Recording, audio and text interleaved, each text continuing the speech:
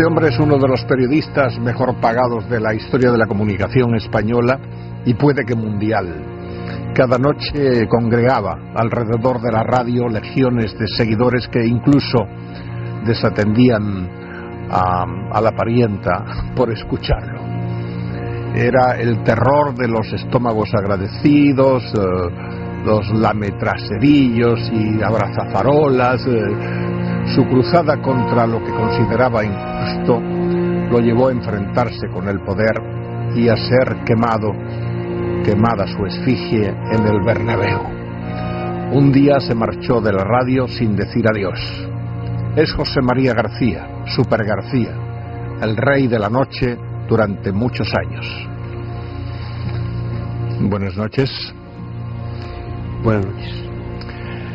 ¿Por qué después de 35 años, 35 años en la radio, un día dijiste adiós y no te despediste de los oyentes? Ese día, que nunca se me olvidará, fue el 7 de abril de 2002. Decir en ese momento por qué me iba era hacerle un daño irreparable al Partido Popular, al PP, y un beneficio que no merecía al PSOE. Por eso decidí guardar silencio. Y decidí guardar silencio hasta hoy. ¿Y por qué hoy rompes ese silencio? Rompo ese silencio, por un lado, ya sabes que el halago debilita, y además en mi vida ni he halagado gratuitamente ni he hecho la pelota absolutamente a nadie.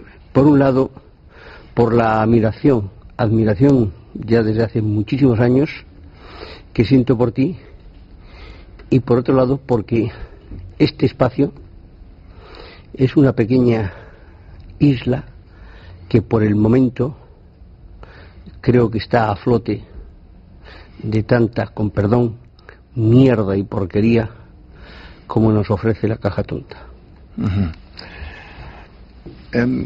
José María, tú has sido quizás el periodista que más ha cobrado en la historia de la comunicación, no sé si española o mundial. Te corrijo y con perdón. Porque esta fue no una discusión, una conversación que tuve con el presidente del gobierno.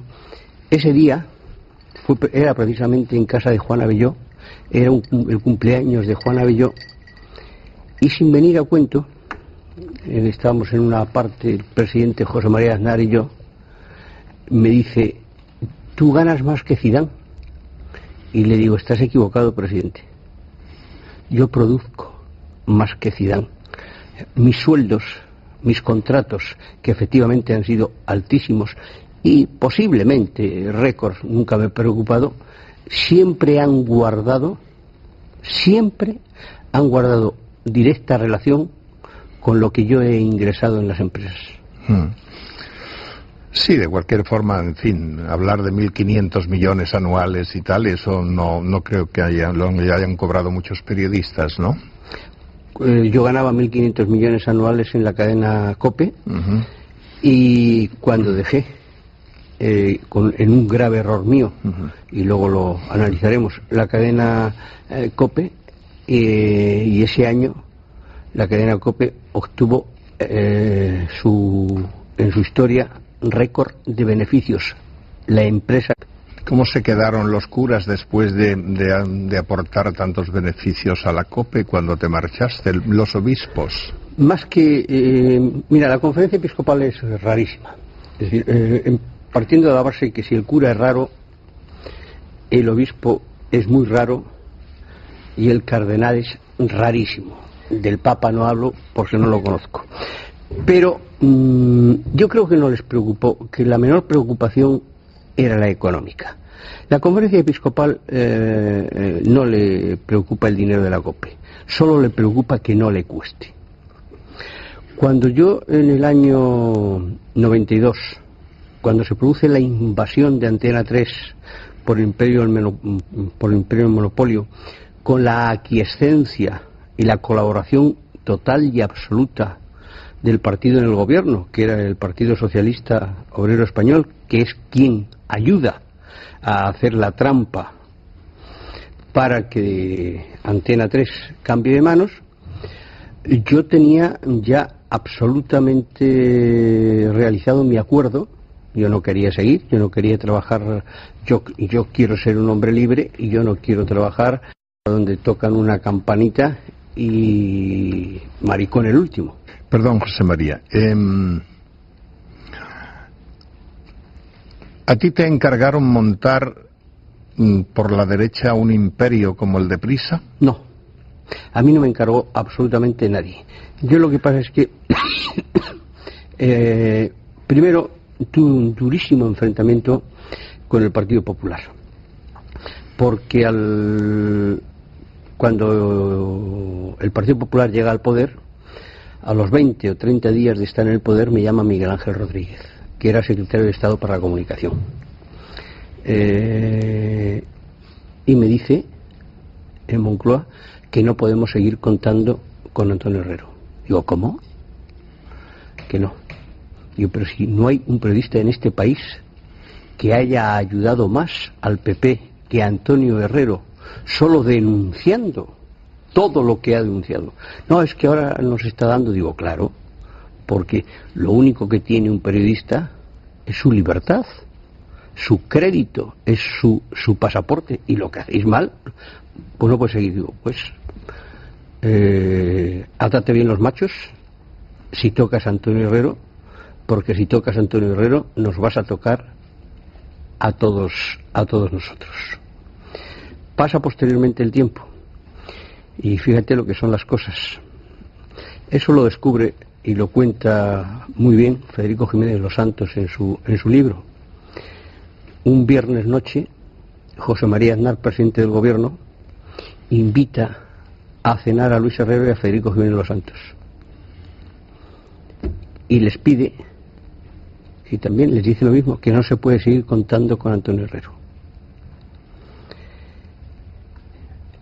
Ese sábado Antonio Herrero muere ahogado en Marbella.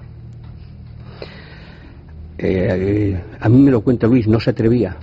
A mí me lo cuenta Luis el sábado y yo me indigno. Y entonces hacemos un programa especial el lunes por la mañana, donde yo, que soy muy pasional, cometí muchos excesos. Le dije auténticas barbaridades al presidente del gobierno, porque además yo pensé, si el viernes pide su cabeza y el sábado se muere, lo menos que puede hacer, aunque sea un presidente del gobierno, es estar aquí. Y no estuvo. ¿Pero Aznar se metía en los medios de comunicación? En la COPE no se metía, o quiero decir, no se metía. Lo que sí, supongo que se metería, o si se metía no lo sabíamos. A mí no me llegó ninguna orden de Aznar, y por supuesto que a Antonio no le llegó ninguna orden de Aznar, ni a Luis, porque no las iban a afectar. Pero lo que yo sí me di cuenta es que en la situación que estamos, tú tienes que tener una multimedia. Se vive de la publicidad. La publicidad es una tarta, pero una tarta limitada que cada vez está teniendo más comensales y que la COPE estaba absolutamente sola. Yo era consejero de la COPE porque Antonio Herrero se había empeñado, no se fiaba de los curas y dice, tenemos que tener un 5%, y Antonio tenía un 2%, yo un 2% y Luis un 1%, y yo era el representante en el Consejo de Administración. Yo había acuñado aquella famosa frase, en aquella parte del río está el imperio del monopolio, que era el grupo Prisa-PSOE, y en esta parte estamos los demás, el ejército de Pancho Villa, porque el mundo va por su lado, Antena 3 va por el suyo, la COPE por el suyo, ABC por el suyo. Pero resulta que en un consejo de administración, que es lo que me da la clave para todo lo que viene después, en un consejo de administración estaban presentes don Nemesio Fernández Cuesta, como representante de prensa española, que tenía el 5% de la COPE, y don Alejandro Echevarría, al hecho que tenía el 5% del grupo Correo, que todavía no había comprado Prensa Española.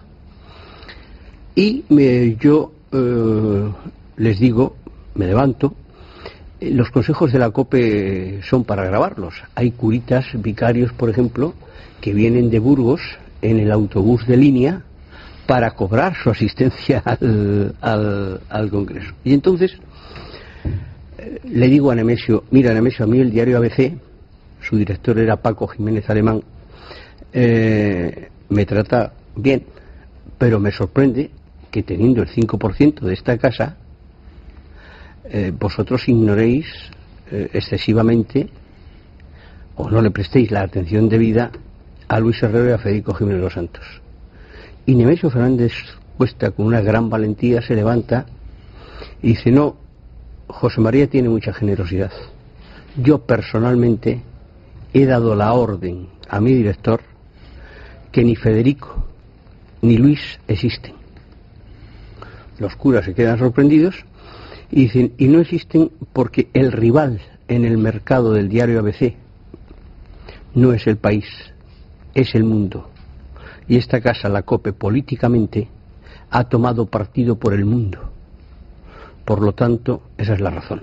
Entonces yo aprovecho la circunstancia, me vuelvo a los curas y les digo, allí el imperio del monopolio, aquí, ya ven, el ejército de Pancho Villa, pero ni tan siquiera con los códigos de ese ejército. Y en ese momento, desde ese momento yo me planteo mi salida de COPE, terminaba contrato y además que hay que hacer una multimedia. Y entonces cojo a Juan Villalonga, que era presidente de Telefónica. Juan Villalonga, el gran amigo de Aznar. Juan Villalonga, el compañero de colegio de Aznar. Entonces cojo a Juan Villalonga y le digo, Juan, Telefónica tiene que estar en la comunicación, pero te anticipo, si tú no estás en la comunicación, vas a ser un botones del imperio. Y si estás en la comunicación, tienes que estar con toda la fuerza del mundo. Y me dice, quiero estar, ¿cómo se hace eso? Digo, muy fácil, un periódico, una televisión y una radio. Dice, el periódico ya lo tengo, El Mundo. Pues digo, pues televisión Antena 3. Dice, no me hablo con Antonio Asensio. Digo, eso yo te lo arreglo. La radio, digo, los ciegos, ¿qué tienen que ver los ciegos? Desconocía incluso que los ciegos eran los dueños de Onda Cero. Pero te pongo una condición. Y yo te pongo en contacto con ellos, pero cuando llegue el apartado económico, yo no quiero saber absolutamente nada. ¿Le parece bien? Y entonces yo me voy a ver a José María Aznar, presidente del gobierno. Y le digo, presidente, yo voy a dejar la COPE porque tenemos que hacer esto. Voy a montar todo esto, pero quiero que lo sepas como presidente del gobierno. Entonces me dice, a mí me parece muy bien. Adelante. Seguimos adelante y cuando está bastante avanzado todo, un día me llama José María Aznar y me dice, no firmes con Juan Villalonga porque lo tengo que cambiar. Se había producido el escándalo de la stock option y bueno, se había producido algo mucho más importante, creo que en todo eso, que era que Juan Villalonga había conocido a una chica mexicana y había dejado a su santa, y digo, no, si yo no firmo con Telefónica, yo voy a firmar. Dice, Rodrigo te dirá quién va a ser el nuevo presidente de Telefónica y te conoce, le parece bien esto y adelante. Bueno, a las 48 horas, efectivamente, Rodrigo Rato viene y me dice que el presidente de Telefónica va a ser César Alierta, y conozco a César Alierta, con el que tengo y tendré una magnífica relación, porque como persona hay pocas personas a las que yo haya conocido que tengan su entereza y su categoría. Perdón, ¿no te van a llamar traidor por lo que estás diciendo? Es un problema, yo estoy contando la verdad, no sé quién me puede llamar traidor, ¿Quién crees tú que me puede llamar traidor? El señor Aznar, por ejemplo. No, el señor Aznar no me puede llamar traidor porque todavía no he dicho ni el 10% de lo que tengo que decir del señor Aznar. Hasta ahora todo son banalidades. ¿Qué tendrías que decir del señor Aznar? Pues te tendría que decir que el señor Aznar es el culpable directo y responsable, si no único máximo, de todo ese invento que hicimos se haya venido absolutamente abajo. Los políticos, yo creo que sean del signo que sean, no quieren periodistas. Los políticos quieren aduladores. Los políticos quieren taquígrafos, amanuenses. Pringaos. Y el señor Aznar, y claro, quieren pringados porque como la lucha de intereses es tan grande y a los periodistas les pagan tan poco, pues y tienen que comer, ese es el problema. Y ahora estoy intentando defender a los periodistas. Y entonces, bueno, empezamos en Telefónica y empiezo a darme cuenta que aquello es un escándalo sin precedentes. Un escándalo. Descubro, por ejemplo, que hemos comprado el Mundial pagando un sobreprecio, que es el primer Mundial que no da Televisión Española, porque a Televisión Española le había prohibido la SEPI pagar 19.000 millones de pesetas por el Mundial. Nosotros a través de Vía Digital pagamos 24.000 millones y descubro que aquello es un escándalo sin precedentes. Por un lado, luego estaban colocando a políticos, hijos de ministros, hijos de gente inútil, gente incapaz, en algunos casos gente deshonesta, y era imposible. Un buen día voy a ver a José María Aznar y le digo: presidente, esto no funciona. Telefónica realmente, o sea, oficialmente es una empresa privada, pero realmente es una empresa pública. Y como realmente es una empresa pública, tú tienes que conseguir que un grupo de empresarios afín se haga con la mayoría. Porque si un día, en un futuro inmediato, pierdes las elecciones, te vas a quedar absolutamente solo. La 1, Televisión 1, esta casa, y la 2, evidentemente, son gubernamentales. Desgraciadamente, el PP, ya con UCD, con Franco y con San Pedro. Bueno, ahora ya sabes que hay un presidente nombrado, en fin, por todos los partes desde el Parlamento, ¿no? Yo admiro este nuevo... No puedo admirar a Luis Fernández porque no lo conozco lo suficiente, y lo que conozco de él no me ha convencido porque ha estado muy escorado hacia el imperio. Ha sido un hombre total y absolutamente del imperio. A partir de ahora, Luis Fernández, el nuevo presidente, no sé qué postura tomará. Pero yo sé que es duro lo que acabo de decir del nuevo presidente, pero es la verdad radical. Este es un hombre de prisa. Bien, es cierto que ha afectado... Estuvo trabajando en Prisa, ¿no? Estuvo trabajando en Prisa. Ahora tiene el consentimiento de todos los partidos políticos. Ahora tiene el consentimiento de todos los partidos políticos. Y nombrado por el Parlamento. Por eso te digo que vamos a ver el cambio pero que hasta ahora no es un hombre para aplaudirle. Una prueba de libertad es que esto salga, lo que estoy diciendo, pero no mezclemos temas. Volvamos a lo que... llegamos y llegó al presidente. Digo, tienes que buscar un grupo afín porque te vas a quedar más solo que la 1. La 1 y la 2 gubernamentales le darán, si llega el PSOE, lo primero que va a hacerle es darle una televisión en abierto al imperio, y luego la 3 y la 5, con 2 italianos profesionales de ganar dinero, se van a dedicar a esto. Así que si pierdes, imagínate. Y me frena en seco el presidente y me dice: tocayo, analiza esto. Tocayo, yo nunca he perdido un partido. Me quedo mirando, sorprendido, y le digo: te has vuelto loco. Te has vuelto loco. y me marcho. Y no he vuelto a tener ningún contacto con él hasta hace 2 meses, porque cuando estuve enfermo me llamó 12 o 13 veces desde fuera. Yo creo que tenía que agradecérselo. Fui a Faes para agradecérselo personalmente. Me equivoqué. Y digo que me equivoqué porque me encontré a un hombre, es mi impresión, puedo estar equivocado, pero me encontré a un hombre lleno de rencor, me encontré a un hombre lleno de revancha.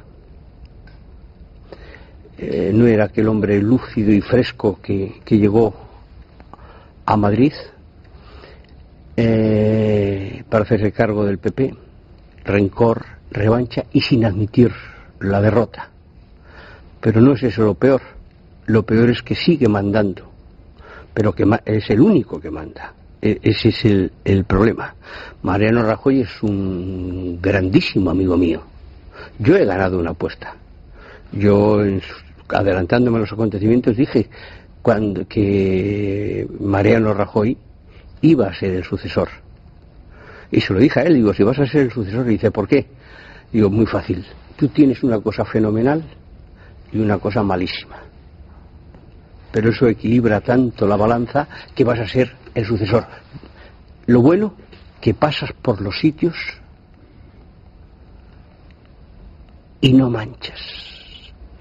Y lo malo, que pasas por los sitios y no limpias. Y entonces Aznar, que quería seguir mandando, ese era... Pero yo perdón, el señor Rajoy colaboró con usted, sí. Era un especialista en ciclismo, ¿no? Cuando me llamas de usted me impresiona. Bueno, contigo. Después de tantos años. Sí, era un especialista, un consumado especialista en ciclismo, una auténtica maravilla, y es mi amigo. Yo espero que no se enfade mucho con esto, pero yo le he hecho a Mariano Rajoy, y tengo el derecho de decir estas cosas del PP, porque yo he hecho al PP unos favores absolutamente impagables. A mí un día a las 5 de la tarde, Mariano Rajoy, vicepresidente del gobierno, me localiza. ¿Dónde estás? En la radio. Estaba en COPE. Necesito verte urgentemente. ¿Qué pasa? Se está hundiendo el mundo. Necesito verte. Y quedamos en el Hotel Ritz. Y digo, ¿qué pasa? Dice, tenemos que localizar, todavía era presidente de Telefónica Juan Villalonga, tenemos que localizar urgentemente a Villalonga. Digo, ¿qué ha pasado? Dice que ha cesado a Ernesto Sáenz de Buruaga, que era el director de los servicios informativos de Antena 3 Televisión. ¿Lo cesó Villalonga a Ernesto Sáenz de Buruaga? Sin consultar con Aznar. A eso voy. Que ha cesado Ernesto Sáenz de Buruaga, que ha cesado Juan Villalonga, Ernesto Sáenz de Buruaga, y el presidente lo entiende como una afrenta personal. Y digo, pero vamos a ver, Mariano. Primero, el vicepresidente del gobierno tiene que llamar, aunque sea su amigo, a un periodista para esto. Yo te lo hago encantado, porque eres mi amigo y porque eres buena gente. Segundo, es tan importante Ernesto Sáenz de Buruaga, que ya sabes que los presentadores de telediarios, que no se molestan conmigo, pero a los presentadores de telediarios, pues gente que más o menos allí llegan allí, les embadurnan un poquito la cara y leen lo que les más o menos han escrito o lo que han escrito ellos. O sea, a mí estaría encantado con ver un telediario tipo americano, un telediario donde el presentador se moje. Bueno, y le digo, ¿y qué quieres que haga? Pues que hables con Juan Villalonga. Localizo a Juan Villalonga, que está en Los Ángeles, y le digo, oye Juan, estoy con Mariano Rajoy, vicepresidente del gobierno, que dice que vas a cesar a Ernesto Sáenz de Buruaga. Dice, no lo voy a cesar, ya lo he cesado. Lo he cesado por desleal, y me dice 3 epítetos que no es necesario, pero gravísimos. Digo, bueno, pues espérate que te paso al vicepresidente del gobierno. Hablan, un cuarto de hora, me pasa el teléfono y dice, bueno, encárgate tú de decirle al presidente que lo dejo, pero lo dejo por él. Pero el sábado vente a mi despacho y te cuento quién es Ernesto Sáenz de Buruaga. El sábado viene de Los Ángeles, voy al despacho de Juan Villalonga, me dice, mira, este tipo no merece la pena. Piqué era ministro, yo creo que se llamaba de tecnología entonces o una cosa así, y había redactado un decreto que perjudicaba mucho a Telefónica. Entonces, como Juan Villalonga era como era, tenía un primer espada en la comunicación que se llamaba, en su gabinete, Manolo García Durán. Y Juan Villalonga llama a Manolo García Durán y le dice, llama a Ernesto Sáenz de Buruaga, Antena 3 ya era de Telefónica, y dile que empiece el telediario matando a Piqué. Anda. Entonces, claro, si tú eres periodista y tú recibes eso, o sea, a ti te pueden decir, te ha podido llamar Luis Pérez o Pepito Los Palotes y decir, mata a García hoy. Y entonces tú puedes decir sí o no. Si dices sí, pues eres un mierda, pero bueno, allá con tu conciencia. Y si dices no, tienes que cumplir tu palabra de hombre. Y entonces Ernesto Sáenz de Buruaga, por lo que yo, la versión que tengo, naturalmente, es la versión de Juan Villalonga, no la de Ernesto. Me dice versión de Juan Villalonga corroborada por Manolo García Durán. Y es el que al final me cuenta todos los detalles, Manolo García Durán. Y me dice, le llamo y le digo, Ernesto, el presidente dice esto, que hay que empezar matando a Piqué. Bueno, dile al presidente que no hay ningún problema y que nada, que no pasa nada. Y, según me cuenta Manolo García Durán, automáticamente cuelga el teléfono a Manolo García Durán y llama a Piqué, Ernesto Sáenz de Buruaga. Dice, oye, ministro, me dicen desde Telefónica esto, que te tengo que empezar matando. No lo voy a hacer, pero que ya sepas cómo están las cosas. Pasa el telediario, no lo hace, y a las 6 de la tarde Manolo García Durán vuelve a llamar a Ernesto Sáenz de Buruaga y le dice, a mí no me toma el pelo nadie, o lo haces esta noche o mañana no estás. Y él vuelve a llamar a Piqué para decirle, lo tengo que hacer esta noche, y lo hace. Te lo digo para que veas hasta qué punto llegaba la intromisión porque fíjate, luego Ernesto Sáenz de Buruaga, de director de informativos, pasó a entrevistar a Aznar, aquella la famosa entrevista, y luego pasó a ser consejero delegado cuando no sabía leer un balance. ¿Y esa guerra sigue?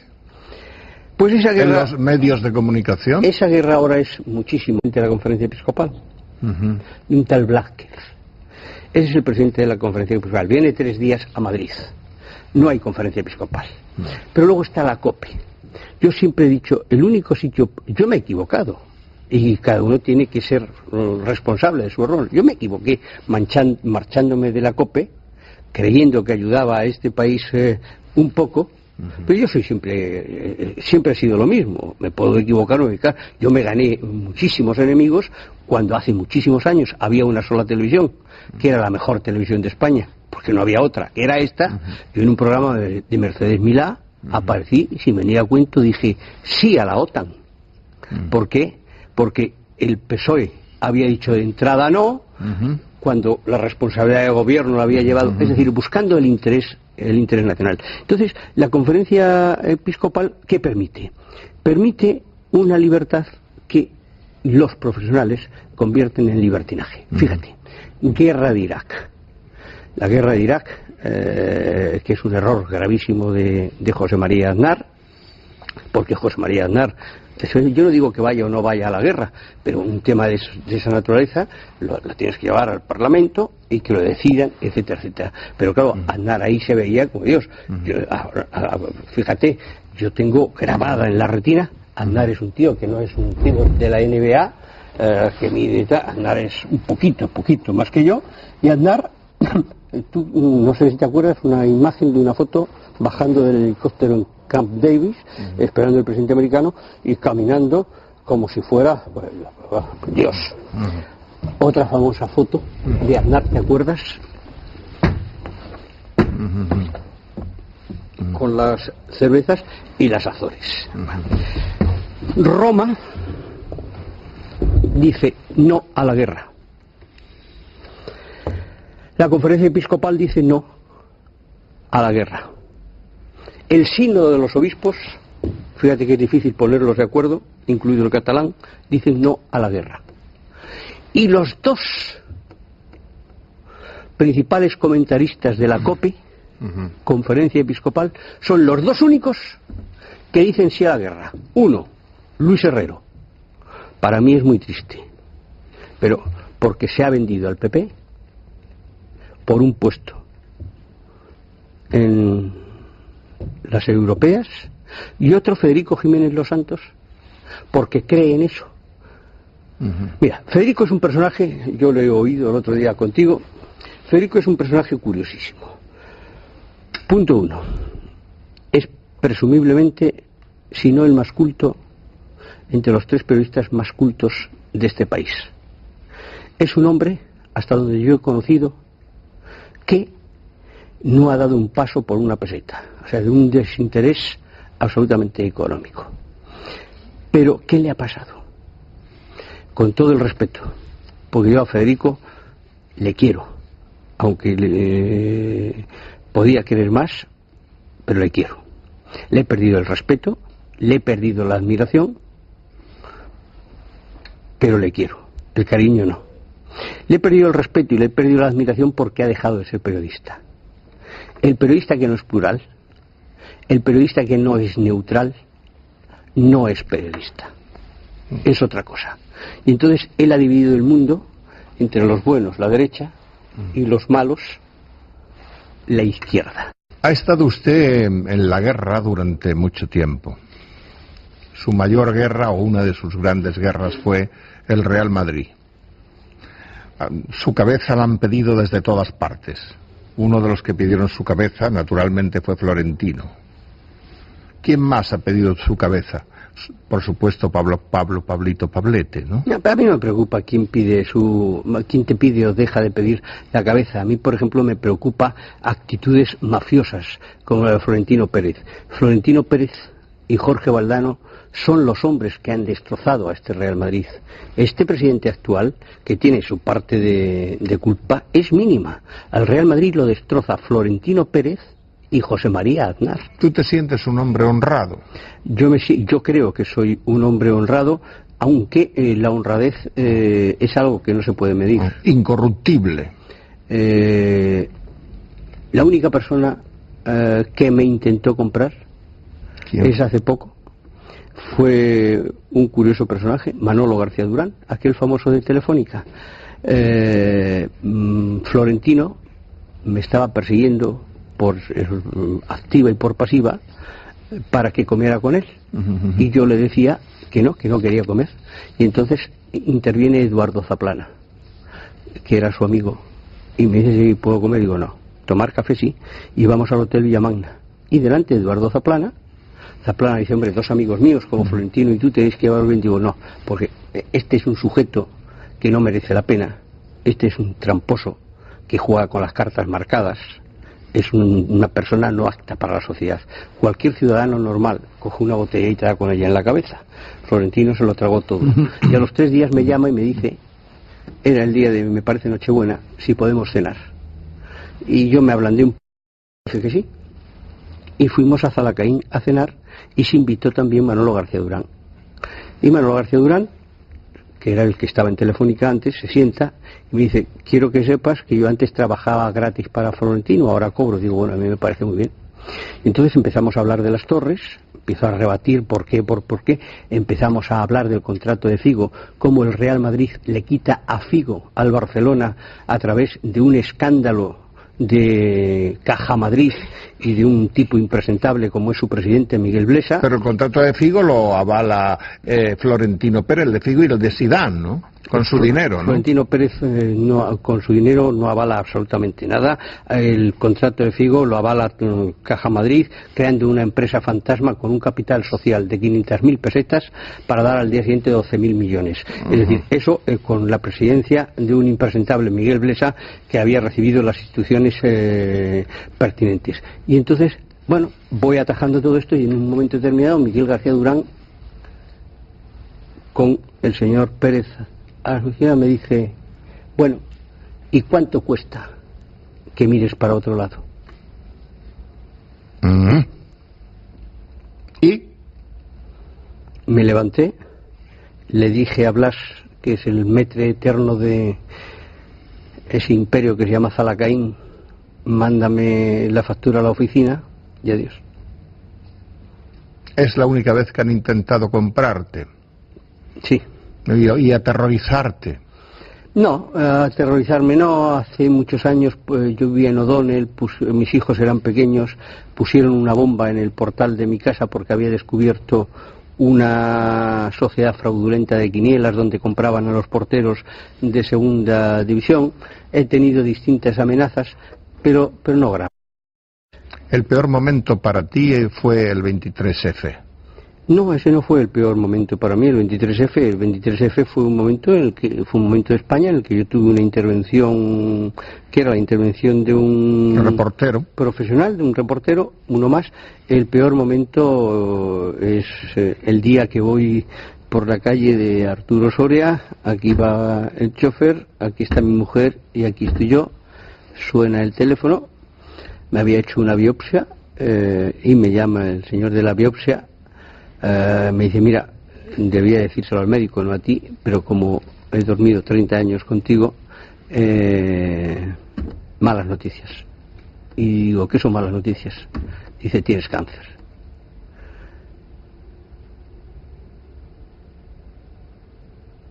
Te quedas así. Coge el teléfono de mi mujer, ella se pone a llorar, y tardo unos segundos en reaccionar y digo, hay que empezar a luchar.